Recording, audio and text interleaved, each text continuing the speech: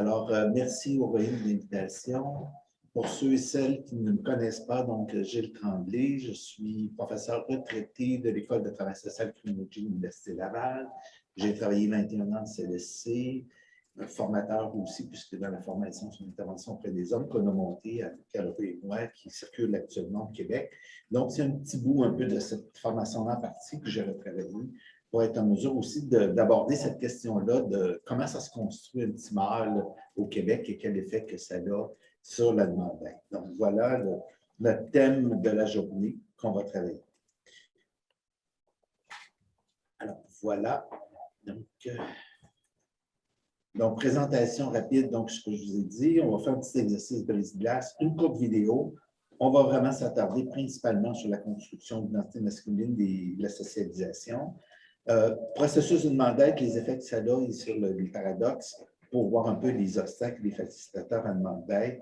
Et je vous invite aussi à consulter la boîte à outils qui a été développée tout dernièrement. Donc, l'objectif, mieux comprendre la construction de l'identité masculine, c'est ce qu'on doit faire, voir un peu comment ça va influencer sur la demande d'aide et particulièrement des obstacles et des facilitateurs qu'il pourrait y avoir dans la demande d'aide qu'on pourrait utiliser dans le cadre de cet élément-là. Premier petit exercice brise-glace. Alors, qu'est-ce que je vous demande spontanément? Et vous pouvez répondre soit par le chat ou soit en utilisant vos micros. Alors, qu'est-ce qu'un homme? Comment on peut définir c'est quoi un homme? Y a-t-il des qualificatifs ou des aspects qui vous marquent particulièrement du fait que d'être un homme par rapport à une femme? Et si oui, bien lesquels? Donc, à vous la parole. Dans un premier temps, on va commencer comme ça. Dans le chat, quelqu'un nous dit quoi, ou les gens lèvent la main, ou vous pouvez parler, je ne vous pas, ou quand vous êtes habitué au mécanisme maintenant avec Zoom, donc levez la main, je ne vous pas. On est 65 participants, sûrement des gens ont des choses à dire. C'est quoi un homme pour vous? Qu'est-ce qui différencie? Dans la zone de clavardage.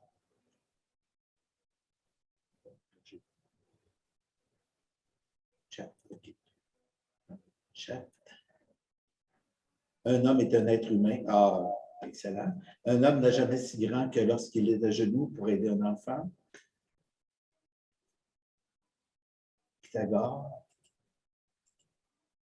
Un homme, c'est une personne qui s'identifie, se décrit comme un homme, un être humain tout simplement. C'est une construction sociale dans un contexte culturel. Je n'ai pas besoin de faire ma présentation. C'est déjà tout répondu. OK.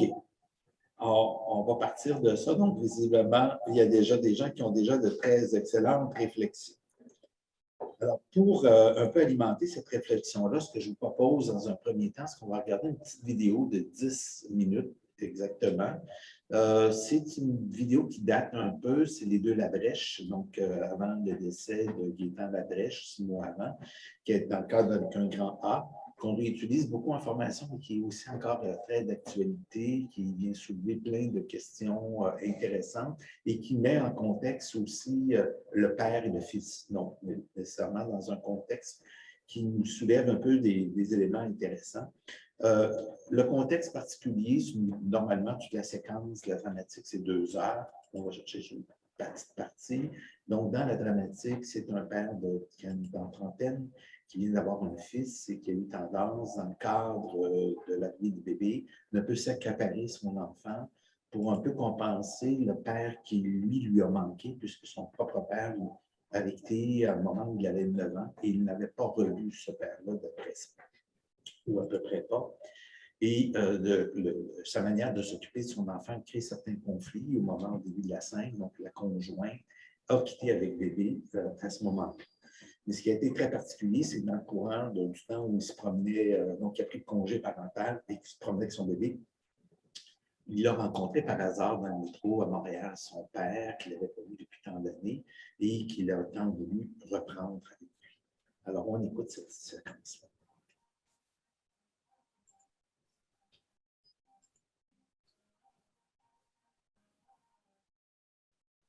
Oops.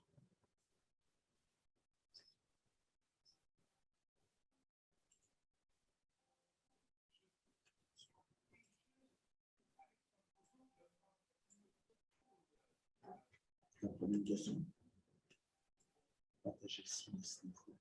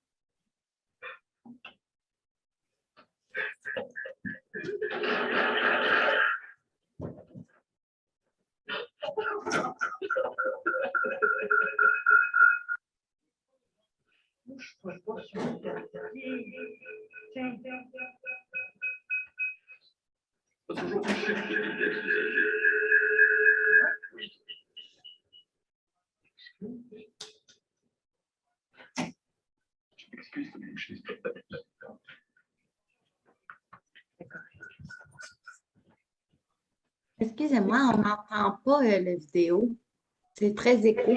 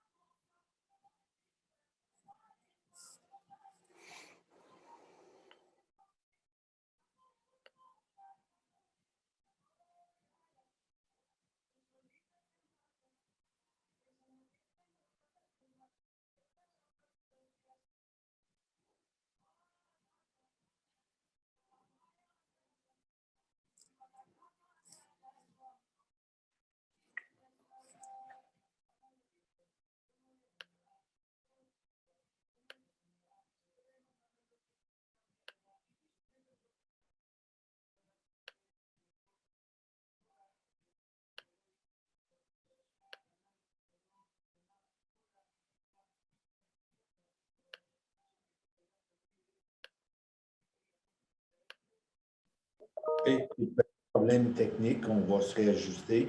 Pas de problème. On va laisser tomber la vidéo nécessairement. Je pense que le son fonctionne pour moi, pour m'entendre. Ça va?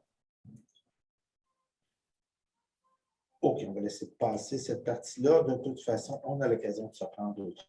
Alors, la formation d'identité, on voit que c'est quelque chose qui est quand même assez important, c'est crucial.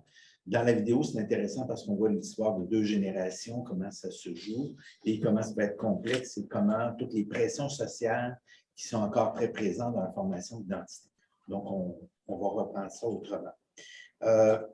D'une part, souvent, quand on regarde un peu la question d'identité, on est un peu prise avec soit des écrits qui nous viennent de la sociologie, qui nous donnent sur les rapports de pouvoir, ils nous donnent peu ce que font les individus de ça, et du côté de la psychologie, qui nous donne beaucoup sur la construction inconsciente de soi, mais peu sur l'environnement comme tel, sinon la famille immédiate. Donc, ce qu'on essaie de voir plutôt, c'est une perspective interactionniste, Parce que dans le fond, il y a des choses qui nous sont données, mais chaque individu, même le bébé, décide d'en faire bien ce qu'il veut bien. Alors, c'est un processus dans ce sens-là qui se construit à partir d'interactions qui sont constamment présentes, où on répond à la question qui je suis, que je veux faire dans ma vie, c'est quoi le sens de ma vie. Donc, c'est quand même assez fondamental, le processus d'identité, qui est nécessairement lié au l'autre volet, qui est la socialisation. Qu'on appelle identité, image de soi, concept de soi, peu importe, le vocabulaire change souvent pour dire un peu la même chose. On dit effectivement, comme vous avez dit tantôt, c'est une construction sociale. Donc, je me construis en lien avec les autres, à partir aussi du regard des autres que je jette sur moi, que je comprends, que je jette sur moi et que je veux jeter aussi, que je veux donner, projeter sur les autres. Donc, c'est nécessairement dans les relations que ça se produit. C'est nécessairement sexuel aussi parce que je me construis dans un corps biologique, nécessairement, lequel on s'incarne. On va dire aussi qu'elle est situationnelle, l'identité, c'est-à-dire qu'elle peut changer selon les contextes dans lesquels on est. Et souvent, l'exemple que je donne là-dessus, c'est la thèse de Simon Louis de la jeunesse qui a été particulièrement intéressante là-dessus, où Simon Louis s'est intéressé aux jeunes hommes sportifs. Et c'est intéressant quand il interviewait comment on se définissait, et que ces gars-là me disaient, ben, quand je suis dans ma gang de hockey ou de football ou autre, je suis de telle manière. Il y a plein d'affaires qui je ne dirais pas aux gars comment je suis avec ma blonde, que je fais à la maison, que je lave la vaisselle, par exemple, des choses comme ça. Et quand il disait, quand je suis avec ma blonde, ben, il y a bien des affaires que je fais avec ma gang de sport que je ne raconterai jamais à ma blonde. Alors, comme deux contextes, deux identités un peu différentes qui sont là. On dit que c'est une confrontation, une intériorisation aussi des contraintes sociales qui se passe en continuité et en rupture, c'est-à-dire qu'on est toujours dans un processus et des fois, il y a des moments charnières qu'on sent qu'on change les affaires clés. Mais il y a quand même des moments où, comme ça, on accumule, mais on n'est pas dans des changements fondamentaux. Donc, dépendamment, on peut vivre un certain nombre de crises à travers tout ça. Donc, c'est une espèce de synthèse un peu complexe de différentes composantes qui prend sens du sens de soi en relation avec les autres. Parmi les composantes, et là, j'en nomme un certain nombre ici, on voit l'image corporelle, nécessairement, dont on a parlé tantôt. Moi, par exemple, je suis un petit homme, je ne me définis pas comme un grand gaillard de 6 pieds 6 à 250 livres, nécessairement. On a une image un peu différente de nous selon notre corps. Le mot ethnique, nécessairement, donc, il y a eu des présentations ce matin autour des immigrants, par exemple, donc nécessairement, ça vient jouer. Mais aussi, à chaque fois que je dis « je suis », ça fait partie de moi. Donc, si vous êtes particulièrement partisan d'un parti politique, par exemple, sur le plan religieux, sur le plan de style de vie, hein, les yo, les Skinner, ce que vous voulez, la carrière, le scolaire, comment est-ce que je fonctionne à l'école ou pas, aussi bien que dans les domaines interpersonnels, l'amour, l'amitié, les loisirs, le sport, le rôle de genre, masculin, féminin, et l'orientation sexuelle, qui elle-même est aussi un construit social relativement complexe. Donc, tout ça, il faut en faire une synthèse qui n'est pas toujours très simple. Et on peut comprendre, parce que nécessairement, si j'ai une vision très rigide des rôles sociaux, on comprend que ça va être des rôles de genre, de comment se comporter comme homme, comme femme. Il y a peut-être des chances que dans mon choix de carrière, si je me retrouve, par exemple, comme travailleur social ou comme psychologue, des professions majoritairement féminines, il faut que je revoie ma façon de faire ou je me retrouvais très vite comme étant un cadre dans le système, quelque chose du genre. Alors, vous voyez un petit peu, il y a quelque chose là qu'il faut que je revoie nécessairement pour être en mesure de m'ajuster et de faire une synthèse qui se tienne et qui me permette de donner un sens. Sinon, je suis toujours en conflit avec moi-même et ça devient très complexe de se définir. On dit aussi qu'à quelque part, il y a des périodes plus charnières dans la construction d'identité. Une de celles-là, c'est autour de 2 ans, 2 ans et demi, où c'est là que le bébé identifie de quel sexe biologique il est.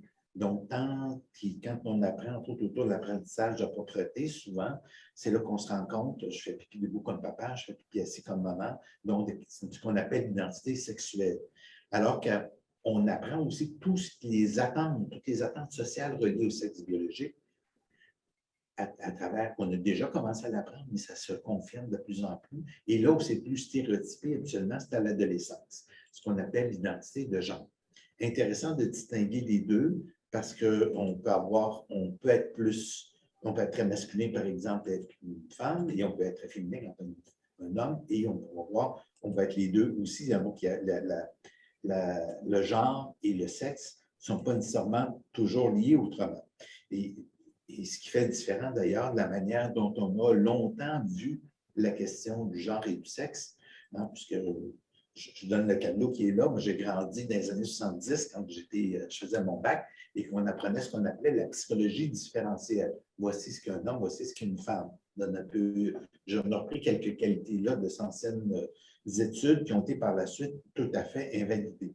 Alors que dans le fond, les études de Ben qui sont venues à la fin des années 70 nous ont permis de voir que masculinité et féminité, ce n'est pas sur un même pied, mais c'est comme deux choses parallèles. Et on peut être à la fois très masculin, très féminin, ou très peu de l'un, ou très peu de l'autre. Donc, vous voyez, donc, tout individu va se situer par rapport à ce genre de modèle un peu stéréotypé dont on peut avoir en tête. Et dans les travaux de Ben, ce qui est intéressant de voir, c'est que les gens qui s'en sortent le mieux sur le plan de la santé mentale, c'est ceux qui sont à la fois très masculins et très féminins. Donc, l'importance de voir tout ça. Ce qui nous a amené à voir, et je pense que c'est intéressant de voir, que souvent, dans les études et dans les façons de voir, on a appris et on nous a montré qu'il y a des gens qui ont une perspective, ce qu'on appelle plus essentialistes, qui ont l'impression que la biologie détermine la psychologie, qui détermine le social. Caricature, mais à peine. Donc, vous allez lire plein de recherches qui vont dire les hormones, ça mène ça, les cerveaux, le cerveau droit, le cerveau gauche, c'est un homme ou une femme, comme ça va être différent.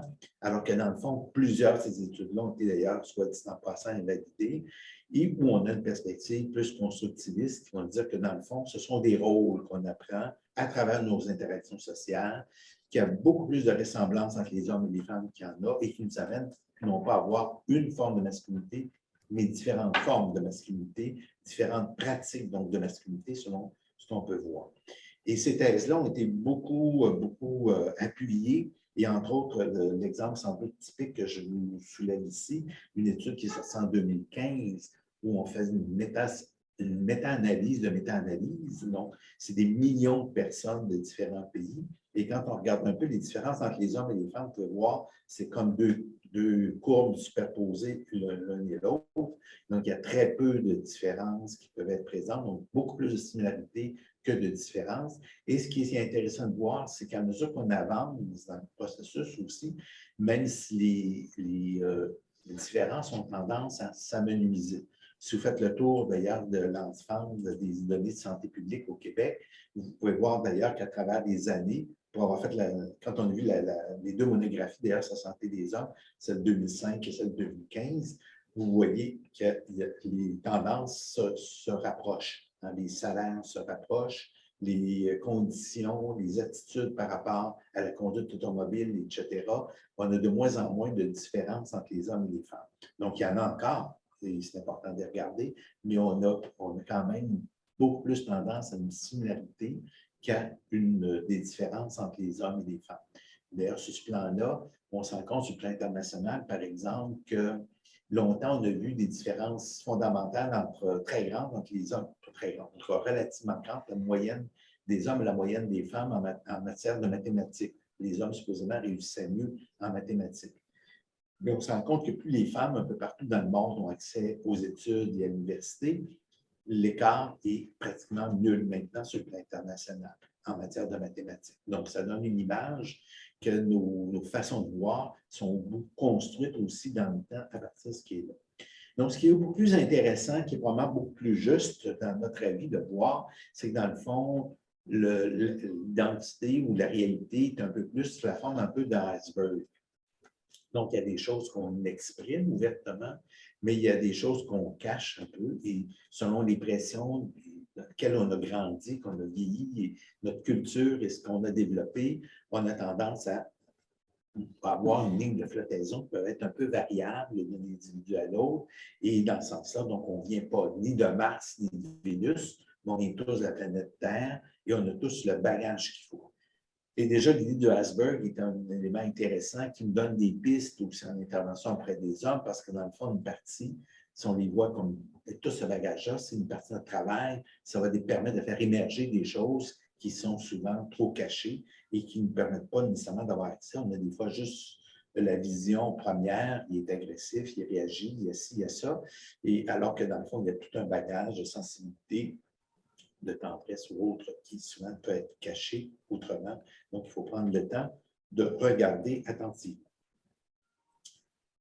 Voilà donc là-dessus qui m'ouvre en même temps pour dire que dans le fond, quand on regarde tout ça, on se rend compte que de manière générale, dans plusieurs types de théories qui ont été écrites, on se rend compte que ça semble être un processus particulièrement complexe chez les garçons, la formation de l'identité, pour différentes raisons. Et je vais en énumère quelques-unes. Donc, la première qui nous vient particulièrement, et donc probablement des écrits les plus significatifs nous viennent de Nancy Chodorow, qui est une psychanalyste féministe française, qui a parlé en disant que dans le fond, le bébé, dans un premier temps, va d'abord s'identifier à la personne qui prend principalement soin de lui. On peut comprendre que la tendance à changer. Les pères sont de plus en plus présents dans les soins des enfants, mais ne serait-ce que par l'allaitement.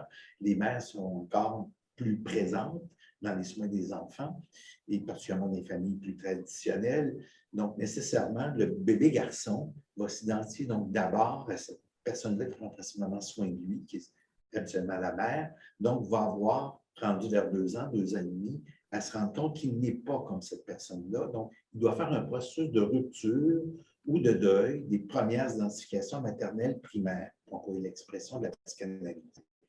Donc, c'est un processus qui va aller relativement bien quand le père est très présent aussi autour. Donc, il va se promener de maman à papa et ça fait sens pour lui, ça lui permet de se développer normalement. On a juste à voir si vous voyez aller des enfants 2 ans, 2 ans et demi, le petit bonhomme, quand ils ont une chance, ils se collent facilement à leur papa, plus particulièrement. C'est sur une période clé dans ce sens-là, qui a été beaucoup développée. Plusieurs écrits ont créé dans ce sens-là, entre autres Peter Bloss, qui a écrit des choses particulièrement intéressantes. Alors, cela va bien si le père est très présent dans les soins de base. Mais on comprendra que si le père est très occupé, peu présent, c'est beaucoup de mamans qui s'en occupent, que le père, par exemple, a 2, 3 emplois, pas vraiment disponible aux enfants. Il se peut très bien que madame, l'époux, elle trouve ça dur un peu, et c'est pas toujours facile de s'occuper des enfants, et qu'elle risque de développer ce qu'Ochosson, je vous ai mis l'image de Founding Our Fathers, décrit comme étant une sourde colère intérieure. Des fois, elle a un peu le ras-le-bol de s'occuper toute seule ou à peu près des enfants. Donc, ça peut devenir, même si elle ne dit pas un mot, l'enfant, lui, est à fleur de peau, il le sent. C'est particulièrement vrai aussi dans nos familles séparées, divorcées, surtout quand il y a conflit entre les parents, que c'est la mère qui a la garde des enfants.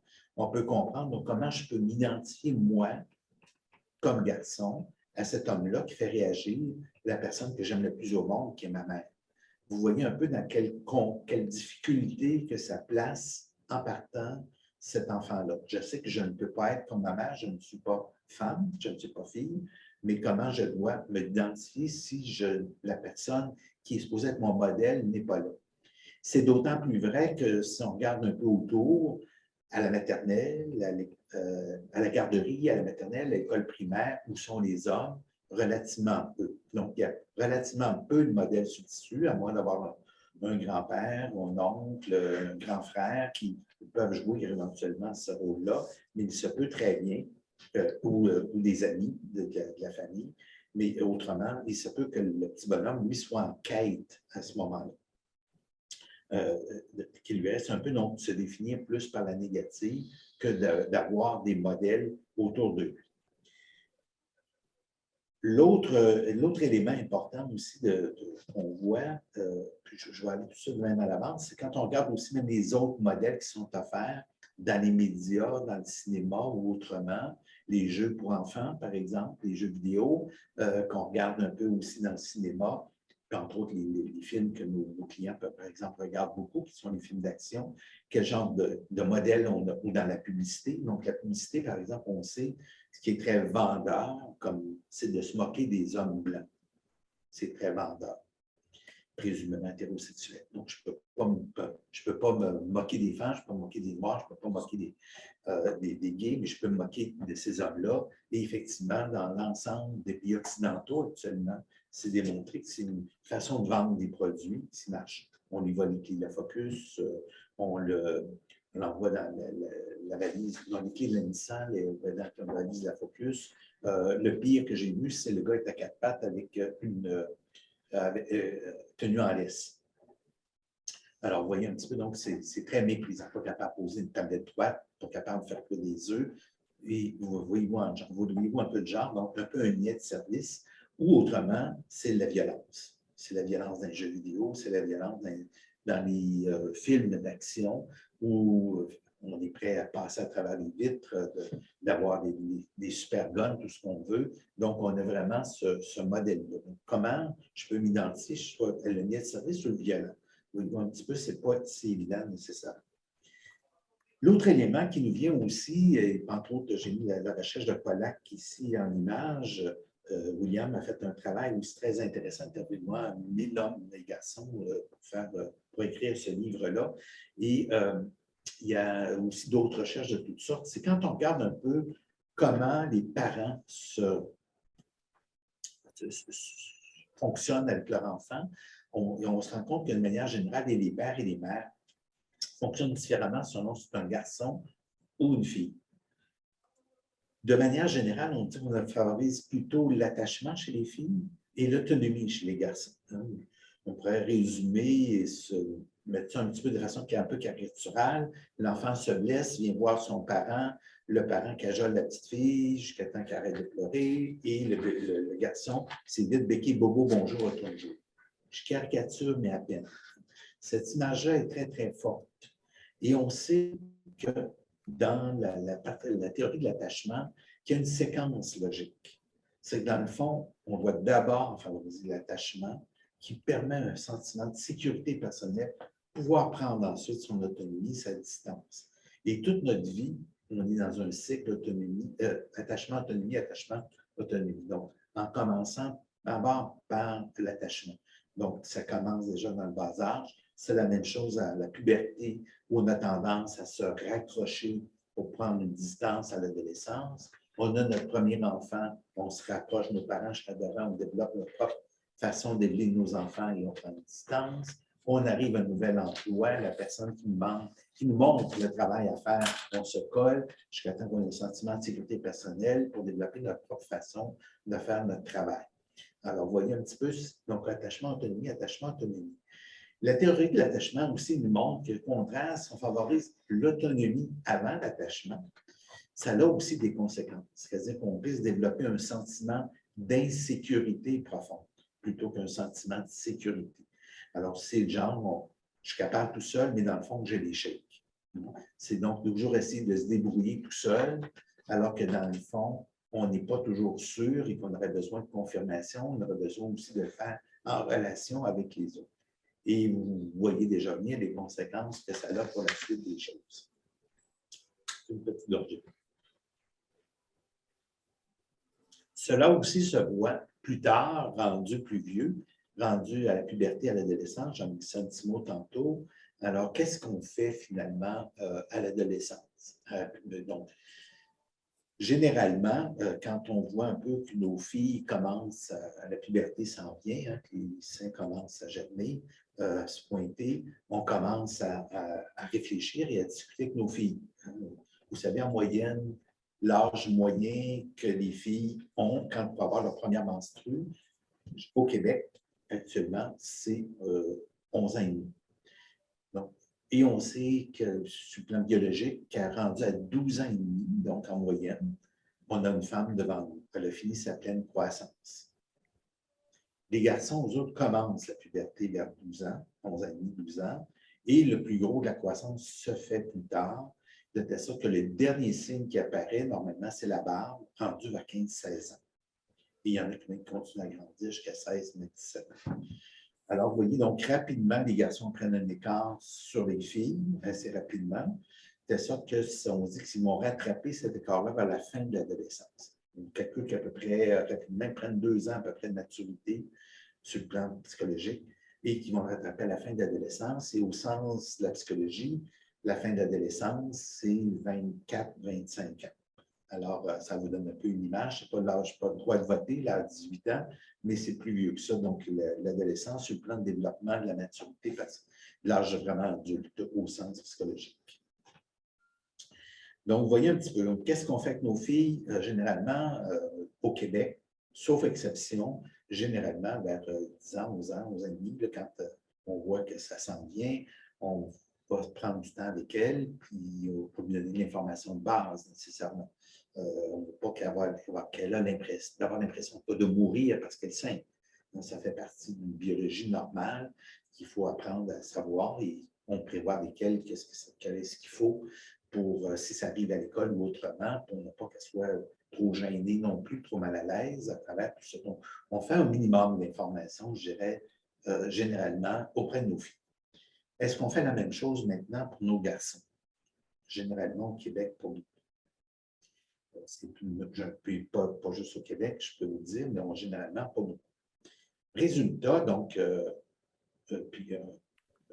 juste avant ça, donc, il faut dire aussi que dans le développement des garçons, entre 12 et 14 ans, généralement, il y a la testostérone se multiplie par 10. Ça a des effets quand même très directs. Hein. Donc, le petit bonhomme a des érections à peu près tout le temps. Il va commencer à avoir ce qu'on appelle les émissions nocturnes. Donc, nécessairement, il y a des changements biologiques qui le préoccupent nécessairement. Et alors, qu'est-ce que le petit garçon fait si on ne prend pas le temps, nous, de l'informer? Hein, on parle de temps qu'il faut, on va aller taper sur Internet. Alors, si je tape sur Internet, je manque tout le temps. Quoi faire? Bien, je risque de tomber sur quoi? Sur la pornographie. Première source de documentation des garçons, contrairement aux filles, sur la sexualité. Et après ça, on s'inquiète, mais en fait, nos garçons ont des idées un peu tout croche sur la sexualité, mais qu'est-ce qu'on a fait? On n'a pas été dans l'attachement, on a été dans l'autonomie, on lui a dit débrouille-toi, il s'est débrouillé. Donc, pas nécessairement les meilleurs résultats nécessairement. Donc, être attentif un petit peu plus à développer l'attachement chez nos garçons, ce qui semble être un élément qui nous manque un peu. Je vous ai mis, soit dit en passant aussi, il y a un Québécois qui a trouvé effectivement qu'il manquait d'informations pour les garçons, qui a écrit un livre là-dessus s'adressant aux garçons de cet âge-là. Donc, la masturbation ne le rend pas sourd. Alors, si jamais ça vous intéresse. L'autre élément qui nous vient, qui rend aussi la complexité de la formation d'identité chez les garçons, c'est des contraintes liées aux stéréotypes. Alors, quand on fait des études grand public depuis les années 80, 90, 2000, on arrive toujours à peu près aux mêmes conclusions, c'est-à-dire qu'on se rend compte que de manière générale, avec le développement du féminisme, l'émancipation des femmes, quand on regarde un peu tel comportement, ce que les gens en pensent, on a une vision relativement éclatée des rôles pour les femmes. Ça va relativement bien. Mais on se rend compte qu'avec les hommes, les attentes sont encore quand même assez stéréotypées. Donc, un homme peut exprimer ses émotions, mais pas trop. Donc, il y a une certaine ouverture, mais les attentes sociales restent encore très stéréotypées. Donc, on est dans une espèce de contradiction. C'est-à-dire, on dit depuis 40 ans qu'on dénonce le modèle du macho, avec raison, et en même temps, on dit au gars, sois donc macho, mais pas trop. Alors, comment, ça veut dire quoi ça? Donc, on sait, de par la théorie aussi les approches systémiques, ce qu'on appelle la double contrainte, où on dit soit mais ne soit pas en même temps, c'est extrêmement difficile de se définir dans ce contexte. Donc, vous voyez, la définition de soi comme homme, comme garçon, devient extrêmement difficile dans ce contexte-là, beaucoup plus complexe, tout en ayant une espèce toujours de tension, qu'on doit se conformer à un certain rôle de genre, qu'on peut plus ou moins atteindre nécessairement, qu'on doit en quelque sorte prouver comme mérite le titre d'homme. Alors, ça a quand même des effets drôlement importants. Donc, les effets que ça a, nécessairement, ça veut dire qu'on va avoir tendance à essayer d'éviter le féminin en soi, qu'on pourrait appeler, donc dans le rapport aux femmes, dans l'homophobie aussi, dans que ça va plus soulever, la répression des émotions, chercher toujours à démontrer sa masculinité. Hein. Je suis un vrai, je suis capable d'endurer, je suis capable d'en prendre. Cacher sa vulnérabilité, hein, donc pas trop la montrer, ça devient beaucoup plus difficile nécessairement. On mise beaucoup sur l'autonomie, non pas sur l'affiliation. toujours une espèce de sentiment d'insécurité de base, donc une anxiété qui est toujours présente. Et en même temps, on sait les étapes de la vie d'Erickson, ce que soulever à soulever. Donc, si on n'a pas une identité forte, c'est beaucoup plus difficile pour l'intimité. Et donc, des hommes qui se débattent aussi avec l'intimité. Et il y a aussi donc certaines difficultés d'adaptation nécessairement, puisqu'on sait, entre autres, que des choses importantes dans l'adaptation, dans les stress qu'on vit, c'est d'être en relation, de pouvoir en parler, d'avoir un réseau de soutien autour de soi et d'être à mesure d'exprimer. Donc, des choses qui deviennent beaucoup plus difficiles dans un contexte qu'on a développé. Ces modèles-là qu'on critique depuis des années restent quand même extrêmement présents. Il y a Geneviève Landry, que vous connaissez peut-être, qui Geneviève s'amusait de se promener, à aller voir chez un libraire pour lui demander qu'est-ce que vous vendez comme premier livre de lecture pour nos enfants. Et vous avez des images des premiers livres qui étaient recommandés. Ça vous donne un peu une image. Donc, c'est encore très stéréotypé. Un Max se bagarre, les livres se trouvent moches. Donc, on est vraiment dans des images encore très stéréotypées de ce qu'on véhicule pour les garçons et les filles. Et quand on arrive à l'âge adulte, ça continue. Donc, qu'est-ce qu'on a dans les revues pour les hommes et les revues pour les femmes? Quelle est la revue la plus lue chez les revues les plus lues chez les femmes actuellement au Québec? La première, je pense, c'est Chaplin, et la deuxième est le Québec, quelque chose du genre. Donc, dans des revues dans lesquelles on va faire plein. Bon, il y a des choses les tendances de mode qu'on peut questionner, mais il reste qu'on a quand même beaucoup de choses sur, je dirais, de psychologie 101. Donc, apprendre à s'écouter, à s'auto-évaluer, vous avez des difficultés de couple, quoi faire, vous vivez des difficultés avec votre adolescent, vous vivez des blues de ce temps-ci. On donne un peu, donc, un article qui donne un peu quelques éléments clés. On donne des références Internet, des fois des autotests. On donne des pistes qui sont là, des lectures complémentaires à faire. Donc, beaucoup de matériel nécessairement. C'est ça que la majorité de nos femmes au Québec ont un petit cours de psychologie 101 déjà en partant. Alors que les gars, qu'est-ce qu'ils lisent généralement? La revue la plus vendue, Chasse et pêche. Alors, on apprend comment caler l'orignal, on apprend comment choisir ses hameçons, mais ça ne donne pas grand-chose sur le plan de la psychologie, sur le plan des relations. On n'apprend pas grand-chose.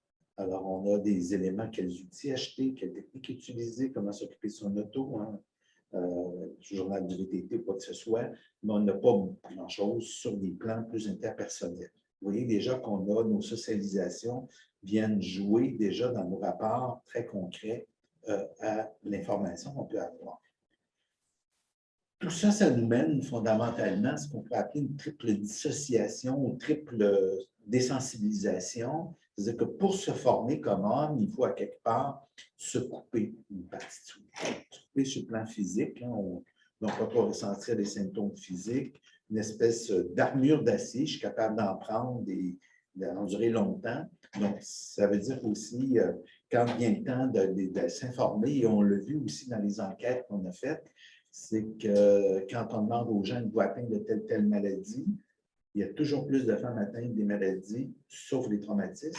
Et quand on regarde qui en meurt, plus d'hommes. Donc, entre l'objectif et le subjectif, là, il y a un écart. Donc, les gars ne sentent pas les symptômes. Puis, quand il faut que les symptômes soient beaucoup plus forts avant d'aller chez le médecin. Et là, quand on arrive chez le médecin, des fois, ça est rendu beaucoup plus loin dans le problème de santé.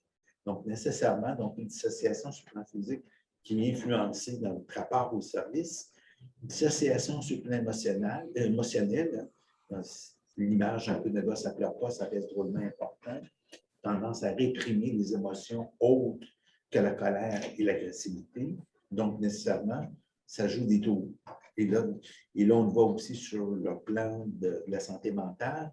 On a théoriquement 2 fois plus de femmes atteintes de dépression que d'hommes dans la plupart des pays industrialisés, mais on arrive avec 3 fois plus d'hommes qui se suicident, alors qu'il y a souvent un lien entre les deux. Donc, on a un problème là, souvent donc, d'identifier, de dire, de parler de nos émotions, nos souffrances, ça devient extrêmement plus difficile. Et dissociation sur le plan relationnel, donc on apprend à travers ce type de socialisation une tendance à l'homophobie entre hommes ou de compétition, peu de partage d'émotions, très rare. Je pense entre autres à une collègue qui racontait à un moment donné que son mari, qui fait partie d'une ligue de hockey de garage, est arrivé un soir après sa partie en disant tel, mettons, je vais l'appeler Jean, filait pas bien aujourd'hui. Tout le monde sait que Jean s'est séparé dans les derniers mois. Ma collègue lui pose la question, qu'est-ce que vous avez discuté? Qu'est-ce qui se passe? C'est fait. Donc, les gars avaient passé une partie de hockey, là, coude à coude, serré. C'est quand même quelque chose de très intime comme activité. Ils ont pris leur douche ensemble, mais ils ne sont pas parlé de ce volet-là, des émotions qui étaient présentes, alors que dans le fond, tout le monde ressentait bien le malaise qui était présent et au lieu d'accueillir Jean dans ce qu'il vivait, les personnes s'en occupaient. Alors, vous voyez donc cette tendance-là de rester dans l'espèce de socialisation très coupée, soit en compétition, soit d'homophobie avec les hommes, reste importante. Avec les femmes, donc, ce qui est appris dans le cinéma ou autrement, c'est soit la séduction ou la domination, mais trop dans la violence. Alors, pas vraiment un travail aussi, une relation toujours égalitaire, on n'a pas beaucoup ça dans ce qui est évolué d'avant. De telle sorte qu'il se faisait dire à Lynch Kilmartin, la plupart de nos gars sont dans des relations ni trop proches ni trop loin. Ils connaissent beaucoup de monde, sont en contact avec plein de monde, mais des relations intimes, pas beaucoup. Et de telle sorte que quand on a fait l'enquête auprès des hommes, ils disaient 2 fois plus d'hommes que de femmes qui disaient n'avoir aucun confident intime. La majorité des femmes ont 2, 3, 4 confidentes autour d'elles, alors que le gars, généralement, en a 0 ou 1. Et quand il y en a un, généralement, c'est la conjointe ou le conjoint. Et c'est la conjointe. Puis si on est en période de séparation, ça ne va pas, on n'est plus personne. Donc, vous voyez un peu les difficultés, donc l'isolement qui est souvent très grand chez les hommes. Tout ça, ça nous mène à quelque chose de fondamental qui est très important quand on voit un peu avec quoi les hommes se débrouillent. On a vu par l'approche féministe que c'est important de déterminer quelle émotion est souvent dominante dans le travail et qui nous permet de dénouer des causes. Entre autres, l'approche féministe a montré que souvent les femmes sont beaucoup dans la culpabilité, se sentent coupables à peu près de toutes les souffrances du monde. Et quand on dénoue ça, ça nous aide beaucoup. Entre autres, une femme est victime de violences conjugales, puis elle va se dire qu'est-ce que j'ai fait de pas correct. C'est pas elle qui a fait quelque chose de pas correct, c'est l'autre qui l'a violenté. Mais elle le prend sur ses épaules très souvent. Donc, il faut dénouer cette émotion-là. Avec les hommes, on arrive souvent avec l'émotion cousine ou voisine qui est la honte, qui a un effet important. Hein, on dit que c'est un sentiment d'origine sociale, d'intrabilité. Je suis minable, je suis de la merde. En psychanalyse, on dit c'est l'effondrement de l'idéal du moi, vision de ce que je suis. Non, je n'atteins donc pas ce que je devrais, l'impression que je devrais être comme homme, je n'atteins pas ça. Ce qui est plus particulier de la honte, on dit que ça touche l'existence même du sujet. Ce n'est pas ce que j'ai fait de pas correct, c'est moi qui n'est pas correct. Et ce n'est pas pour rien, d'ailleurs, quand on discute avec des gars, puis qu'on leur parle maintenant, mettons, d'un comportement qui est inadéquat, on va dire je sais que je ne suis pas correct. Rappelez-vous, il y a quelques Jeux olympiques d'hiver en arrière, il y a un moment donné, il y avait un champion, un de nos champions québécois, qui est arrivé 4e au ski à bosse. Vous savez, la pression pour être sur le podium, qui est très forte.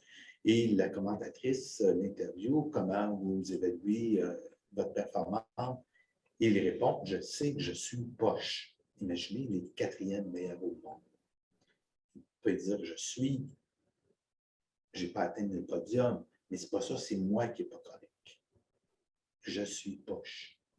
Pourtant, il était suffisamment bon pour se rendre aux Olympiques, suffisamment bon pour arriver le 4e meilleur au monde. C'est énorme. Alors, je suis poche. Donc, la traduction de c'est moi qui n'est pas correct. C'est qu'on arrive souvent. Donc, c'est drôlement important parce que la honte, comme elle touche aussi dans ce même sujet, nécessairement va amener ce qu'on psychanalyse, donc on va dire que ça suscite le plus de mécanismes de défense. Donc, nécessairement, ça va jouer dans nos interventions et dans la réaction que le gars va avoir devant les difficultés qui sont là. Donc, il faut vraiment être attentif à cette émotion-là qui vient jouer régulièrement dans la vie. L'autre chose qu'on se rend compte, là, pour avoir fait des études à travers le temps, nécessairement, c'est qu'on se rend compte qu'il y a des choses qui changent. Entre autres, dans l'enquête de 2014, on voyait des différences claires entre les 55 ans et plus et les 35 ans et moins. Donc, il y a des changements qui s'opèrent. Les 35 ans et moins qui partagent davantage des tâches domestiques, qui expriment plus facilement leurs émotions que les plus âgés. Donc, l'intimité est généralement plus investie chez beaucoup de jeunes générations, mais ça veut dire que tout est réglé loin de là. Le rôle de pourvoyeur est moins central, on accorde plus d'importance à la relation aux enfants que les générations précédentes. Plus de tâches familiales, souvent une vision plus égalitaire, qui d'ailleurs, soit dit, on a eu des sociétés plus égalitaires, c'est un avantage important au Québec. Des émotions qui sont plus validées, plus partagées, mais encore une fois, n'exprime pas trop tes émotions, alors ça reste encore important. Compétition, agressivité, colère demeurent encore valorisées, même si on dénonce beaucoup la violence. L'homophobie est en recul, mais demeure encore présente. Bref, on est dans des changements qui s'opèrent, mais on n'est pas à des années-lumière. Peut-être un petit bout aussi, maintenant, c'est ce que je fais ressortir à travers tout ça, c'est la face un peu plus négative de la socialisation. En même temps, à travers ça, il y a des choses qui sont plus positives, qui viennent influencer nécessairement notre... je ne sais pas le temps qui file, on a jusqu'à moins 4, c'est ça? Encore des questions après. OK. Qui est joué nécessairement. Donc, il y a aussi des côtés plus positifs et c'est important de le voir. On pourrait faire l'exercice ensemble, mais je pense qu'on va manquer un petit peu de temps pour voir ça. Donc, il faut voir qu'à travers ça, quand même, dans le modèle plus traditionnel, il y a des choses sur lesquelles on peut s'appuyer. Donc, entre autres, la capacité qui est de sacrifier ses besoins pour nourrir sa famille, capacité d'endurer des douleurs, des épreuves pour protéger. On le voit au moment des sinistres, entre autres, c'est drôlement important. Capacité de prendre des risques, et plus loin, c'est de prendre des risques, de rester calme devant le danger, d'éliminer ses peurs, de rassurer l'entourage. Je pense entre autres aux travaux d'Oscar Labra avec au Chili après le tsunami. On s'est rendu compte que les hommes là-bas ont vécu le traumatisme des quelques années en retard, en décalage par rapport aux femmes.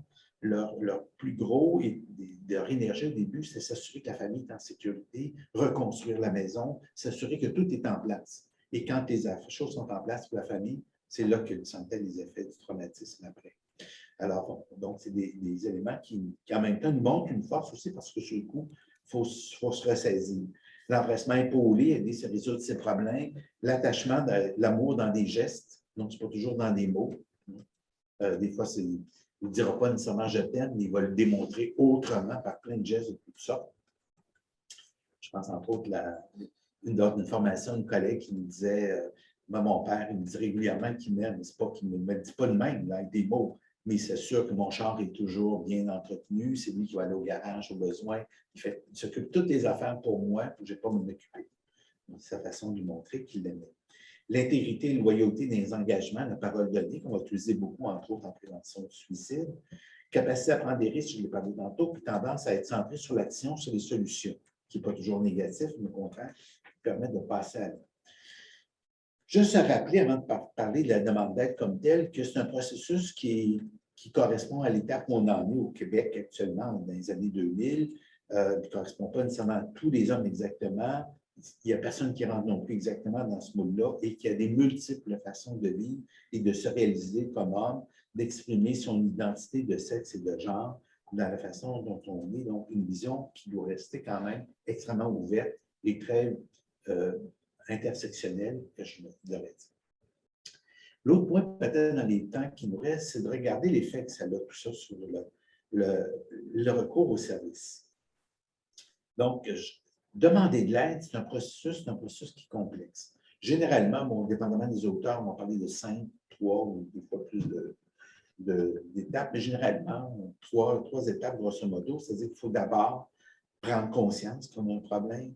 Le deuxième, décider de faire de quoi, puis le troisièmement, d'aller demander de l'aide. Alors, vous voyez qu'avec j'ai mis la petite publicité sur la mycose des ongles, que ça vous dit quoi, vous allez sans doute vous circuler, où on voit bien dans cette vidéo-là, le gars, pour lui, c'est pas grave, c'est pas important. C'est son enfant qui s'en rend compte. Puis son enfant qui dit « Maman! » Hein? Puis là, qui crie, qui vient chercher la conjointe pour dire « Faites quoi? » Puis finalement, il va consulter. Parce que pour lui, il pense que ça va se régler tout ça. Alors, la socialisation, on l'a vu de par l'effet que celle a de la triple dissociation. Donc, avant de percevoir qu'il y a un problème, il faut que la sonnette d'alarme sonne pas mal fort. Ça peut prendre pas mal de temps. Et des fois, je peux me rendre compte qu'il y a un problème, mais que ce problème-là relève de la demande d'aide, que je ne peux pas le régler par moi-même. C'est une autre étape aussi qui peut prendre un certain temps. Donc, déjà, de percevoir qu'il y a un problème, c'est très important. L'autre élément qui va jouer aussi, c'est de décider. Alors la première chose, pour beaucoup d'hommes, ça va décider de rien faire, dissimuler, attendre, comme dans la première réaction de la mycose des ongles, que le temps va régler les affaires. Ça ne règle pas toujours les affaires, le temps, et souvent, ça remplit plus qu'autre chose. Donc, il faut voir là-dessus. Deuxième étape, souvent, les gars vont essayer de régler ça par eux-mêmes. Donc, je suis plus stressé ce temps-ci, ça va, je vais prendre une petite bière, peut-être une deuxième petite bière, ou un petit joint, puis un deuxième petit joint, puis des fois, ça va être un troisième, puis éventuellement un quatrième, et la solution devient le problème. Devient aussi un problème à un moment donné. Ou encore, je vais fouiller sur Internet, là, je peux trouver des choses très intéressantes, mais un peu n'importe quoi aussi, nécessairement. Donc, avant de passer, de décider, d'en parler, de faire de quoi avec ça, ça va prendre un certain temps. Et la dernière étape, qui est de consulter, de faire de quoi, bien là, faut-il connaître les ressources? Faut-il savoir comment ça marche? On l'a vu dans les sondages. Nous, en 2014, il y a 38 des gars qui nous disaient qu'ils n'avaient aucune idée des ressources qui leur étaient disponibles. Ça a descendu, on est à 27 en janvier 2021. C'est quand même 27 des gars qui disent « j'ai aucune idée des services qui me sont disponibles. » Alors, je ne saurais pas quoi faire. Et beaucoup de gars consultent au moment où ils n'ont pas de choix, ils sont rendus en bouddhiste. Donc, quelles sont les ressources que je dois faire? Comment ça fonctionne? Qu'est-ce qu'il y en est? Ils n'ont pas lu Charlène, ils n'ont pas lu le Québec, ils n'ont aucune idée. Fait que ça peut prendre encore là tout un processus avant de passer à l'action. Est-ce que je vais prendre mes congés? Je vais demander à mon patron de prendre congé pour aller consulter. Alors, ces services sont ouverts de 9 à 5. Il faut que je demande congé. Est-ce que je vais le faire? C'est une autre étape. Hein? Vous voyez un petit peu les écueils qu'il peut y avoir. Plus encore, un peu, c'est le volet que Brooks a mis d'avant qui est aussi intéressant en disant les exigences traditionnelles de masculinité, cacher sa vie privée, maintenir le contrôle, montrer sa force, sa fierté de l'invincible, être indépendant, être stoïque, etc. C'est exactement le contraire de ce que nos exigences implicites qu'on a dans une demande d'aide, particulièrement sur le plan social. Il faut dévoiler son intimité, il faut renoncer au contrôle, il faut expérimenter sa honte, être dans sa vulnérabilité. Donc, on est exactement au contraire. Et là, on peut comprendre qu'un certain nombre d'hommes tentent des fois de se redonner une certaine image de masculinité dans un contexte qui pour eux est féminisant. Donc, devenir un peu agressif quand ils ont demandé de l'aide, essayer de prendre le contrôle de l'entrevue, essayer de courtiser l'intervenante. Vous voyez un petit peu le processus. Donc, on est vraiment dans le processus où on tente de se redonner. Dulac disait, c'est comme si on demande aux hommes de se travestir quand ils demandent de l'aide, de s'habiller en femme.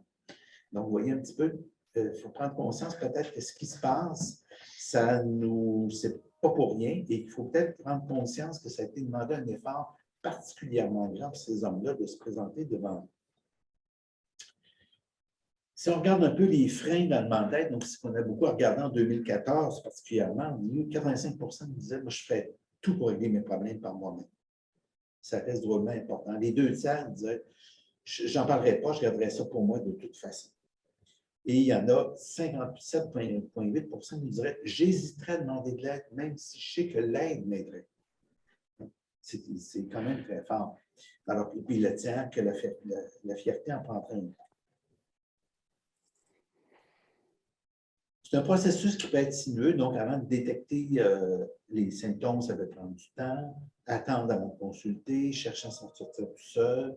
Une consultation, consulte quand ils sentent qu'ils n'ont vraiment pas de choix, parce qu'ils sont rendus au bout, qu'on est dans une situation de crise, ou qu'ils apprennent vraiment beaucoup de pression des tiers, des fois de l'employeur, ça arrive, c'est pas rare, la conjointe, très souvent, conjoint, ou des proches qui disent vraiment ça ne va pas, il faut peut-être demander de l'aide. Et qui va arriver des fois donc avec des demandes qui ne sont pas toujours conformes à ce qu'on est habitué d'avoir, donc une espèce d'acceptabilité de la demande d'aide qui sont là. Pourtant, les gars, quand ils viennent demander d'aide, tout ce qu'ils demandent, c'est d'être compris, d'être entendu. L'importance, c'est l'anonymat, la confidentialité, avoir des lieux pour s'exprimer, exprimer leur souffrance, parce qu'ils ont souvent l'impression que c'est des services plus pour les femmes, donc ils n'identifient pas nécessairement des services pour eux. Qu'on puisse comprendre, autoriser, valider qu'ils ont demandé de l'aide, permettre de donner un sens qu'ils ont vécu, comprendre, c'est un élément côté rationnel, prend une place drôlement importante.